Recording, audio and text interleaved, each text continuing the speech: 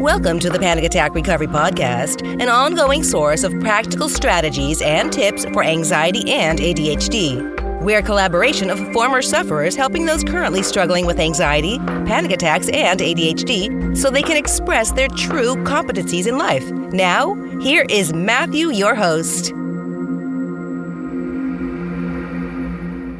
Hi, and thank you for joining me for another podcast. Today, I would like to talk about something called personalization. When we personalize, what does it mean? Well, simply put, personalization refers to the tendency to blame ourselves for others' actions. Or another way to put it is to say that we're responsible for how others react to us, how others act towards us, and how others act in the environment around us. And there are probably other ways of explaining this tendency, but I think the best is always through example. Often the best examples come from real people like you and I and others who are subscribers to panicattackrecovery.com. One person we talked with one time told us about her tendency to do this often at work. Whenever a meeting was called in the organization where she worked and it was behind closed doors, she would often feel that they were talking about her. Or perhaps it's something more specifically, they were talking about her because of something she must have done. Did she make a mistake? Did she do something very bad? And you might think this person must be overly paranoid. This person must have done something bad if she's so paranoid. But in fact, she was just highly anxious and often wanted to please others. And as a result of that, often feared others' reactions towards her, or that maybe something was going on that wasn't going on in this case, that others were talking about her in the meeting. And it turned out when these people came out of the room, she asked one of them, sort of took one of them aside and said, I just want to know, did I do something really badly? And they looked at her and said, what are you talking about? And she said, well, the meeting behind. And they said, the meeting had nothing to do with you.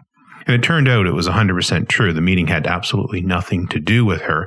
And what was interesting in talking with her is that she said that happened fairly often. She was often worried about others. And just from what she said, it was clear that often others' actions towards her were always interpreted through this lens of maybe if I just say the right thing or I say something else, or I should have said this, did I say the right thing? Then maybe, they would have acted better. But it was always through this lens of questioning herself. Should I have done something differently?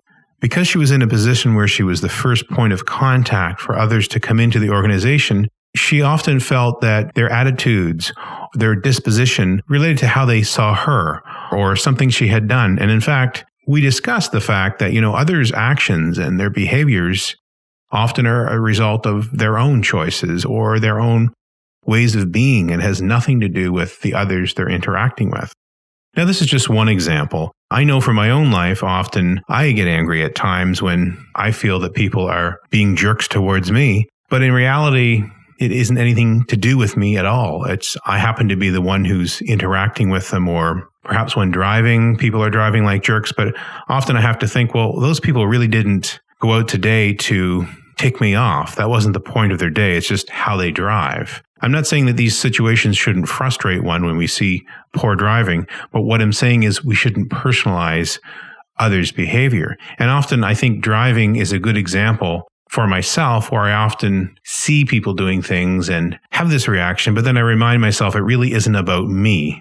I think also over the years, having had an opportunity to speak to many subscribers and interact with subscribers of panicattackrecovery.com, we all have seen how often people who are anxious or have ADHD will tend to personalize comments made to them that might be meant to help them, or they might even be a compliment.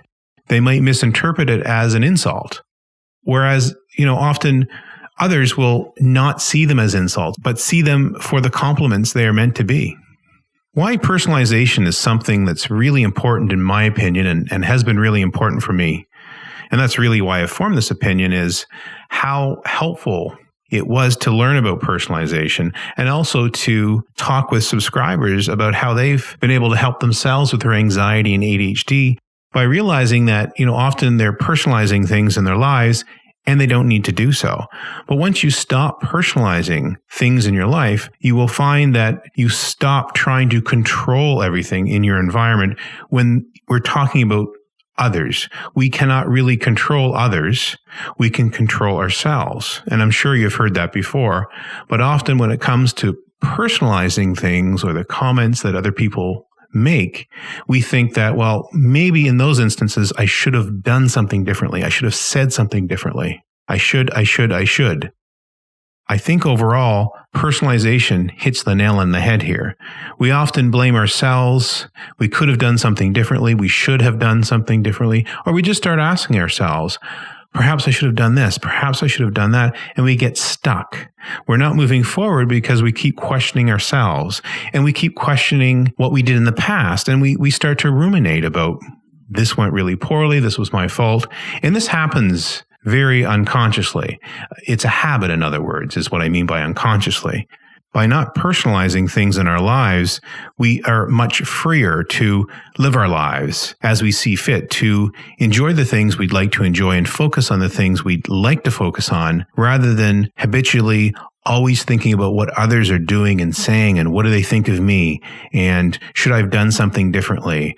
And anxiety sufferers don't often realize how typically this occurs in a variety of situations and how it makes one more anxious, especially with social anxiety. Where this plays out, you go to a gathering, a party, whatever, and you start thinking about, what are others thinking about me? Oh, they're snickering in the corner there.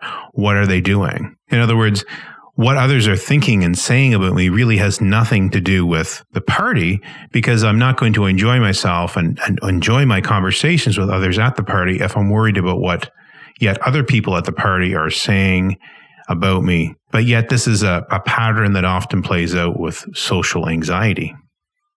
Now, I hope you don't get trapped by the examples that I have provided in this podcast episode, because there are many examples of personalization that are much more sophisticated than the basic examples I provided here today. But I think if you really spend some time reflecting on your own life and your own tendencies through the lens of personalization, it can be very helpful so that you recognize when you're doing it and specifically how you do it. And once you recognize when and how you are doing it, you are in a position to make changes in future.